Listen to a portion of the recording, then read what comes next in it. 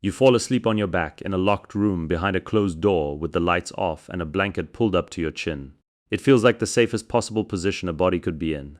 But the way you actually sleep, the position you shift into, the way you wake up at the smallest sound, the way you feel exposed sleeping with your back to an open room, none of that was designed for your bedroom.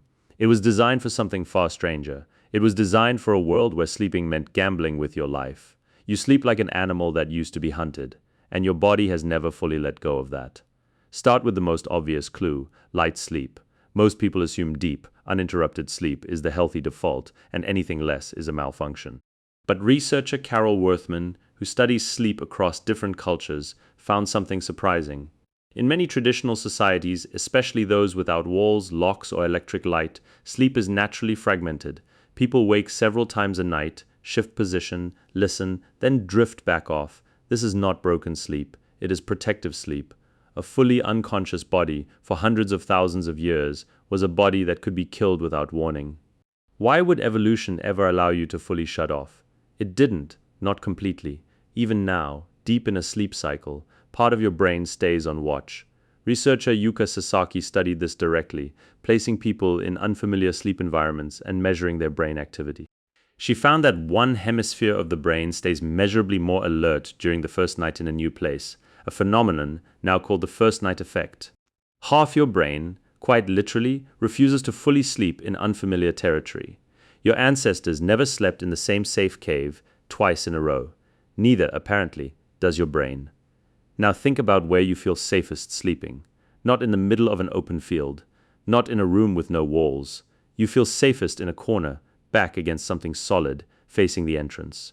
This preference has a name in evolutionary psychology, sometimes called prospect refuge theory, first proposed by geographer Jay Appleton. The theory argues that humans are drawn to spaces where they can see out, prospect, while remaining hidden or protected from behind, refuge.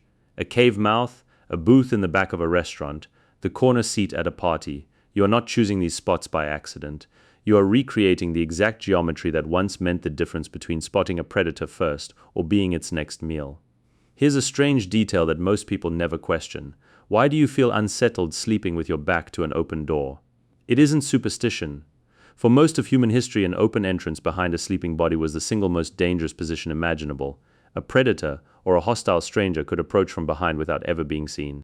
Researchers studying hunter-gatherer sleeping arrangements, including work compiled by anthropologist Carol Worthman, found that people almost universally slept in configurations that protected their backs, whether that meant sleeping against a rock wall in a tight group formation, or with the most vulnerable members positioned safely in the center. The center of the group was not a place of honor. It was the safety zone. This detail matters more than it seems. In group sleeping arrangements, researchers have consistently found the same pattern. Children and the most vulnerable individuals sleep in the middle. Adults, and especially those seen as physically capable, sleep along the outer edges, closest to potential danger. This is not a coincidence of comfort. It's a defensive formation repeated for generations without anyone ever consciously designing it. Now here's the part that should genuinely surprise you. You still do this. Watch how people arrange themselves during a group camping trip, a sleepover, or even how a family instinctively positions themselves in a hotel room with several beds. The most protected sleeper, usually the youngest or most vulnerable, ends up in the middle almost every single time, without anyone giving instructions. Nobody teaches you this arrangement. Your body already knows it. There's also the question of why total darkness can feel so uncomfortable, even when you know logically that you're completely safe. For nearly all of human history, night was the most dangerous stretch of every single day. Most large predators that hunted early humans, big cats especially, had far superior night vision. Darkness did not just mean an absence of light. It meant an absence of your best defense, your eyesight. Some researchers argue this is part of why so many people across nearly every culture developed some version of a fear of the dark, sometimes called nyctophobia when extreme, but present in a milder form in almost everyone. That small flicker of unease when the lights go out is not irrational. It is a memory older than language. So what changed? Why don't you sleep in a cave circle tonight, back against stone, waiting for a predator that never comes? Fire changed at first, and then walls, and then locks, and eventually electric light. Each invention peeled away one more layer of ancient risk. But evolution moves far slower than technology. Your locks are new. Your instincts are not. A door with a working deadbolt is, to your rational mind, complete safety. to the older, faster part of your brain. The amygdala, the part responsible for triggering fear before you've even consciously registered a threat, it barely counts as protection at all.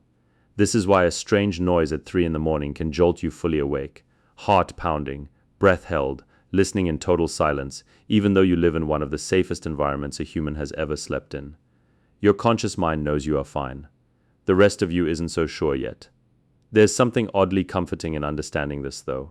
Every time you instinctively choose the seat with your back to the wall, every time you feel a flicker of unease falling asleep with the door open, every time you wake up scanning the room before you even remember where you are not malfunctioning.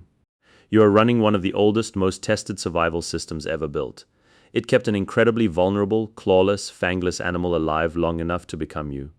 Sleep was never just rest. For most of your species' existence, it was the single most dangerous act you performed every single day, repeated, unavoidable, and completely unconscious. Every human who ever closed their eyes at night was placing an enormous amount of trust in the people around them, in the walls of the cave, in the fire at the entrance, in the silence being just silence. You inherited that trust, and you inherited that fear, wrapped together in the same nervous system. So tonight, when you fall asleep on your back, in a locked room, behind a closed door, with the lights off and a blanket pulled up to your chin, know that it isn't just you drifting off. It's every ancestor who ever chose the corner seat, who ever placed a child in the safest part of the circle, who ever lay awake at the edge of the group, listening so that everyone else could finally rest.